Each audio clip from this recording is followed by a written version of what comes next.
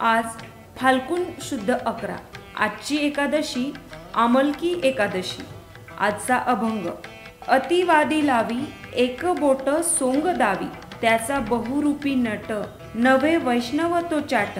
प्रतिपादी वाळी एका पूजी एका छळी, तुका म्हणे नाही भूत दया ज्याचे ठाई। याचाच अर्थ या अभंगामध्ये संत तुकाराम महाराजांनी मुखवट्या आड लपलेल्या लबाड वरपांगी एक आत बाहेर दुसरे अशा भूलभुलैया अपप्रवृत्तीचा रोखठोक भाषेत समाचार घेतला आहे। असे लोक भूत दया शून्य असतात। ते एकाचे पूजन करतील तर दुसऱ्याचे ताडन करतील। अशी सोंग करणारी मनोवृत्ती ही एक घाणेरडी प्रवृत्ती आहे।